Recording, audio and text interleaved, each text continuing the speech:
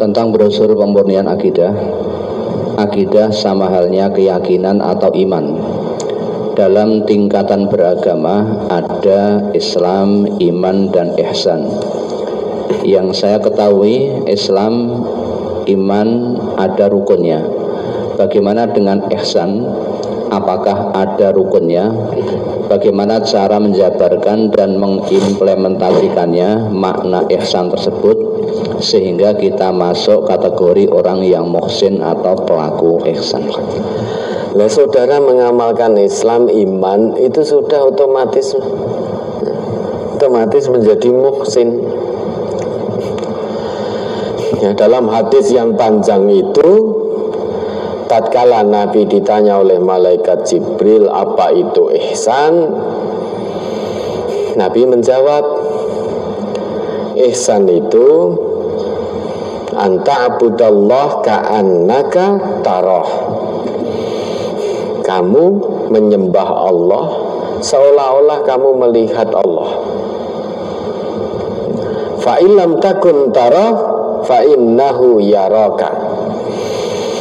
Tetapi jika kamu tidak bisa melihat Allah, ketahuilah Allah itu maha melihatmu.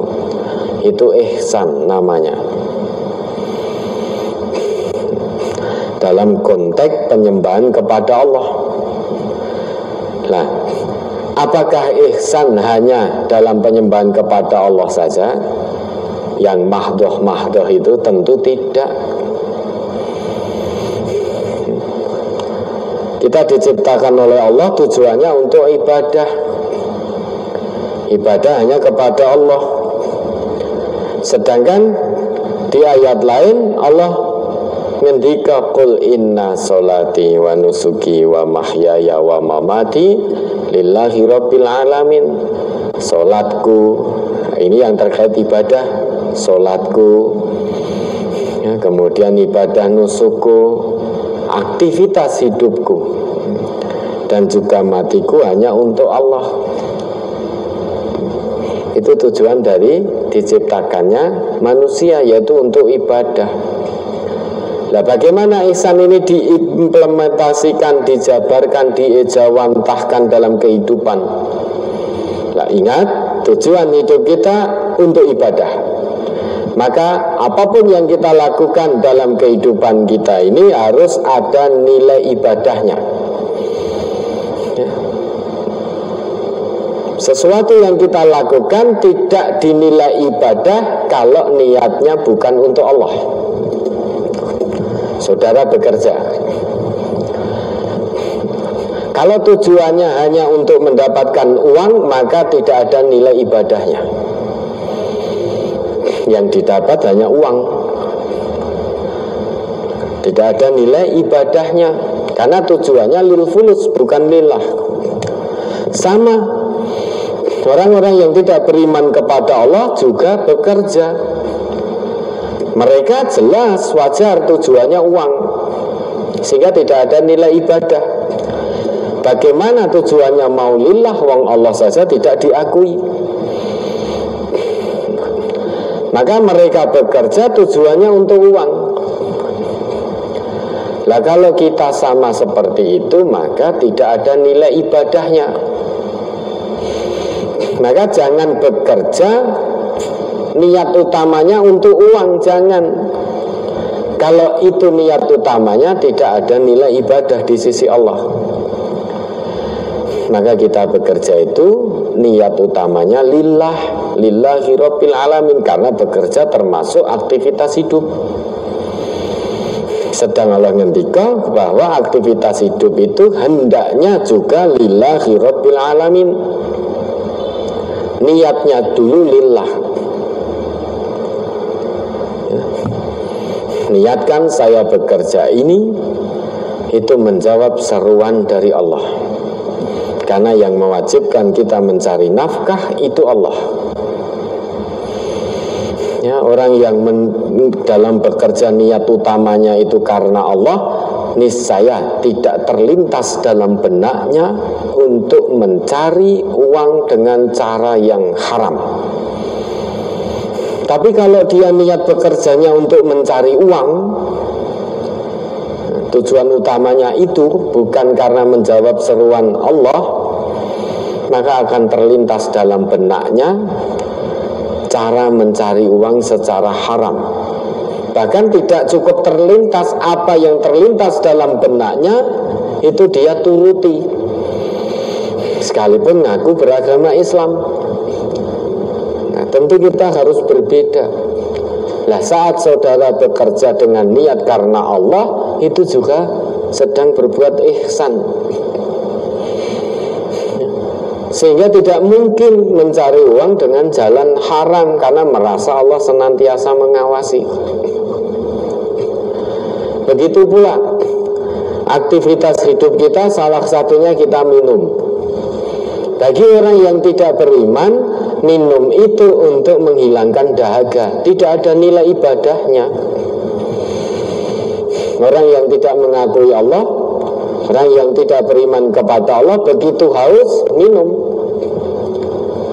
Setelah minum, hilang hausnya. Sehingga fungsi minum bagi orang yang tidak beriman, bagi orang kafir hanya sebatas penghilang dahaga. Tidak ada nilai ibadah di sisi Allah.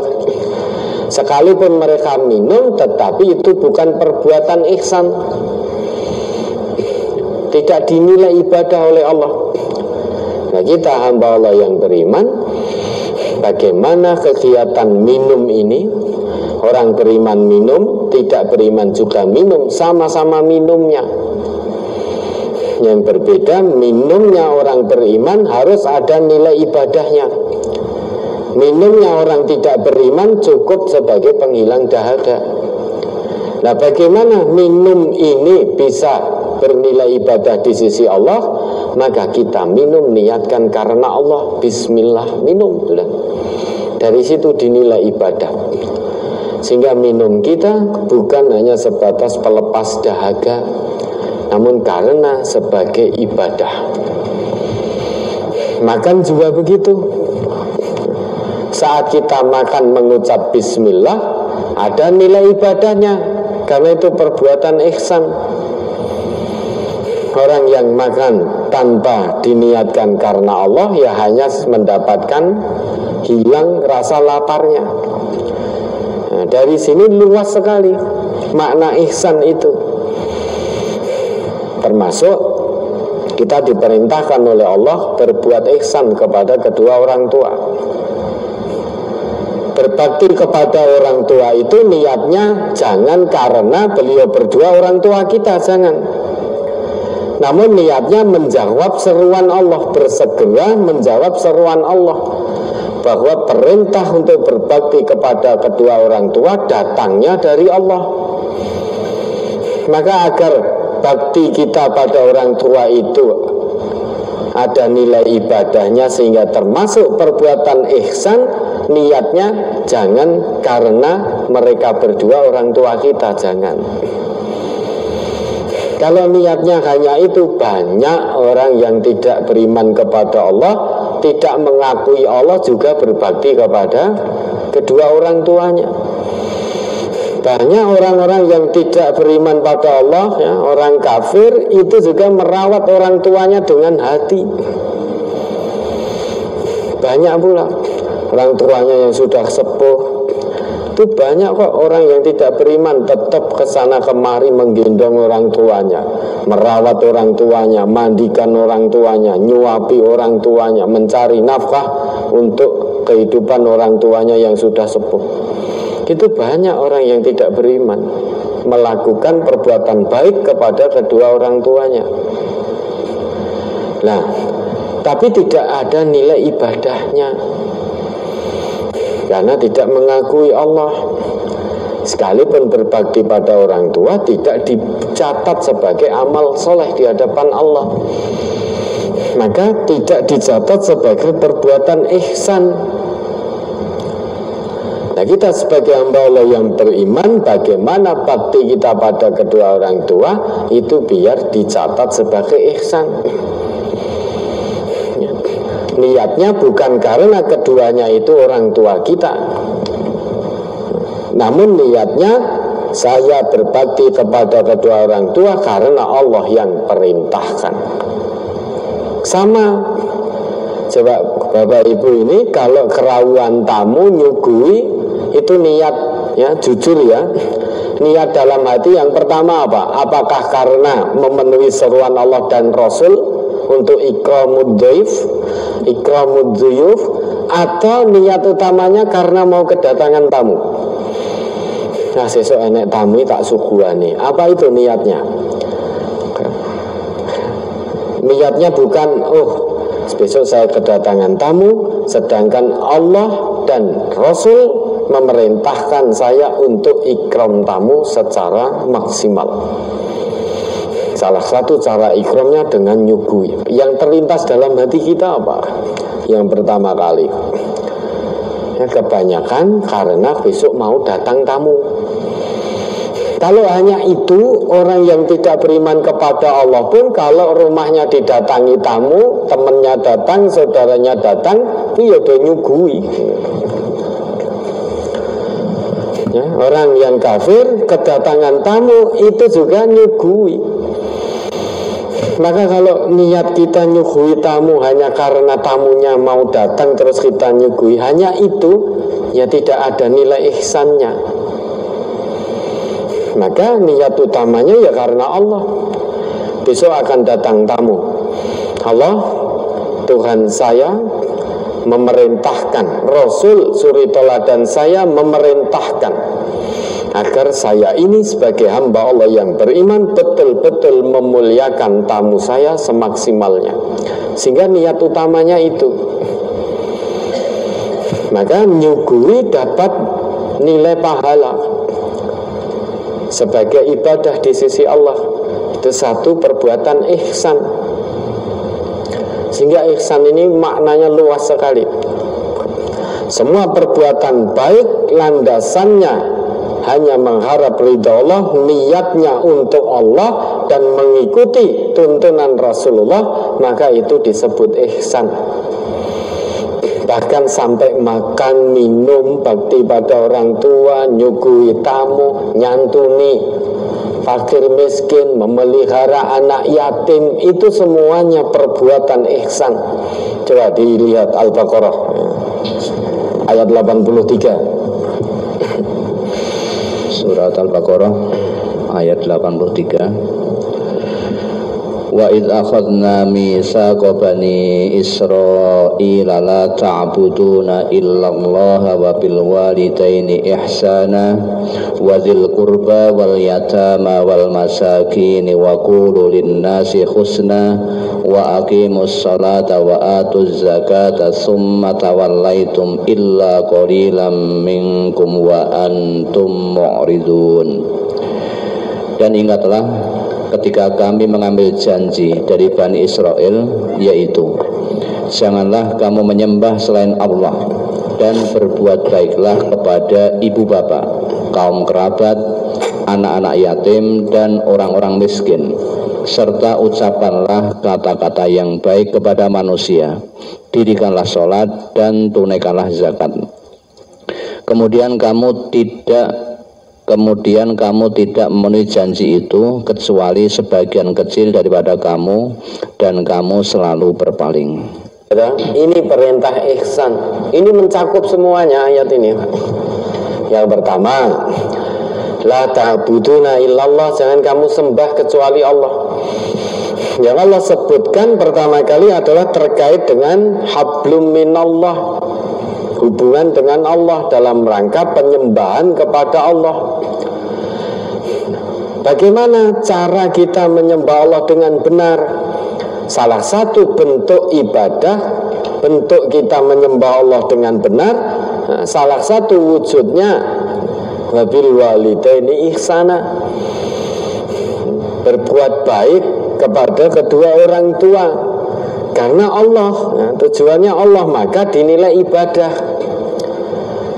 Selain itu juga berbuat baik kepada kerabat dan seterusnya, anak yatim, anak fakir miskin, termasuk wa qulu linnasi husna, berkata baik kepada sesama manusia itu juga termasuk salah satu bentuk penyembahan yang benar kepada Allah, bentuk penghambaan diri yang benar kepada Allah.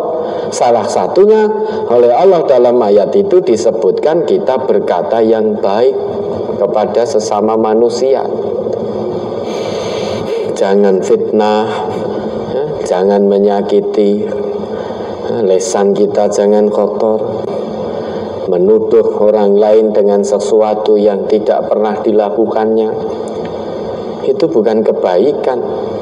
Kalau itu dilakukan, ya, coba kita perhatikan, perkataan yang baik kepada manusia itu dikatakan oleh Allah sebagai bentuk ibadah yang benar kepada Allah. Karena ayat tadi dibuka, la ta'buduna illallah, jangan kamu menyembah kecuali hanya kepada Allah. Kemudian berturut-turut disebutkan oleh Allah contoh-contoh bagaimana cara memperoleh keridhaan Allah, bagaimana tata cara penyembahan yang benar kepada Allah. Sehingga tidak hanya sholat tok, tidak hanya zakat tok, percuma sholat kalau mulutnya masih kotor. Itu bukan menyembah Allah yang benar. Kalau orang itu menyembah Allah secara benar, ya, maka sholatnya baik, lesannya baik, hatinya baik, tawadhu dan lain sebagainya dan lain sebagainya. Itu semuanya ihsan, perintah berbuat baik. Sehingga kita jangan salah paham bahwa berbuat baik itu hanya yang berkaitan dengan hablum minallah saja. Bukan, hablum minanas juga baik. Jadi untuk ihsan tidak hanya sholat, zakat, puasa, itu tidak. Itu umumnya manusia yang ngaku Islam tahu kalau sholat, zakat, puasa, sedekah, infak itu perbuatan ihsan, itu umumnya tahu. Tapi banyak manusia yang tidak tahu kalau berkata baik itu ternyata juga perintah dari Allah agar kita senantiasa berbuat ihsan. Kenapa? Banyak yang tahu namun pura-pura tidak tahu, menuruti hawa nafsu. Kita sholat nih yolisane ijik memfitnah ijik anu sudah. Naudzubillah, sholatnya untuk apa terusan? Sedang fungsi sholat tanha anil fahsya wal munkar, fitnah, bohong, ghibah, itu perbuatan mungkar, sehingga sholatnya tidak berfungsi. Padahal dalam ayat ini Allah juga perintahkan wa qulu linnasi husna. Ya. Coba kalau kita perhatikan Bapak dan Ibu ya, di ayat ini yang Allah sebutkan kebanyakan hablum minanas dulu. Setelah ada larangan dari Allah, jangan kamu menyembah kecuali hanya kepada Allah, berturut-turut Allah sebutkan semuanya terkait dengan hablum minanas. Dengan orang tua berbuat baik, dengan kaum kerabat berbuat ihsan, dengan anak-anak yatim berbuat ihsan dalam rangka memelihara. Memelihara itu bukan, memelihara anak yatim itu bukan hanya memberi makan sekali dua kali saja, bukan. Yang namanya memelihara anak yatim selain menjamin, menjaga kebutuhan makan minumnya, juga kesehatannya, juga pendidikannya, sampai bebas dari keyatimannya, artinya sampai dewasa. Tasarrufnya sudah benar, sudah tahu, baru selesai pemeliharaan anak yatim. Kemudian wa qulu linnasi husna, berkata yang baik pada manusia. Ini kan semuanya hubungan dengan manusia, interaksi. Baru kemudian setelah itu wa aqimus shalah wa atuz zakah, yang terkait dengan hablum minallah, iqamatus shalah. Ini hubungan kita dengan Allah. Yang berturut-turut tadi disebut oleh Allah yang berkaitan dengan manusia dulu, hablum minanas. Karena banyak manusia yang tidak sadar ya, dikirane perbuatan ihsan itu nek mung sholat tok, nek mung zakat tok, nek mung puasa tok, dikiranya hanya itu. Ternyata tidak. menurut Allah itu ya, berbuat ihsan itu menyeluruh, baik yang ada kaitannya langsung dengan Allah atau yang berkaitan dengan sesama manusia. Itu semuanya kalau kita niatkan hanya mengharap ridha Allah ya, la ta'buduna illallah, berarti semua yang kita lakukan tadi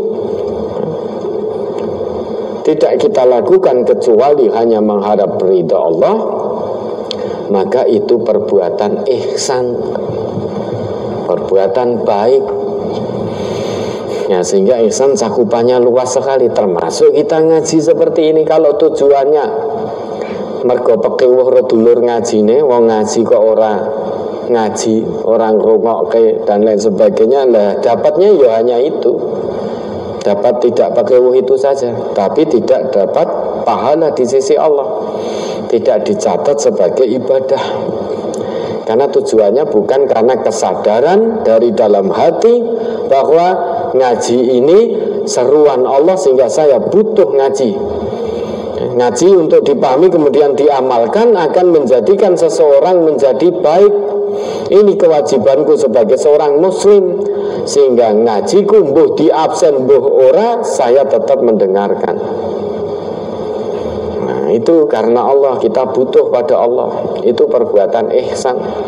Sekalipun kita ngaji ning tujuannya ben ora dilokke dulur ngajine, yang lain dengarkan online kok saya tidak, engko nek dilokke piye jawab izin, ya dapatnya hanya itu. Nah, dapatnya hanya ora izin itu. Nah, ben ora dilokke kancane, hanya itu dapatnya. Tidak dicatat pahala di hadapan Allah. Karena itu bukan perbuatan ihsan. Segala kebaikan yang tidak diniatkan karena Allah itu bukan ihsan. Ya, sehingga cakupan ihsan itu luas. Semua kebaikan yang kita lakukan landasan utamanya hanya mengharap ridha Allah, baik yang kaitannya dengan Allah langsung hablum minallah maupun yang kaitannya dengan manusia, asal itu hanya mengharap ridha Allah, itu perbuatan ihsan. Ya, mudah-mudahan bisa dipahami. Ada lagi?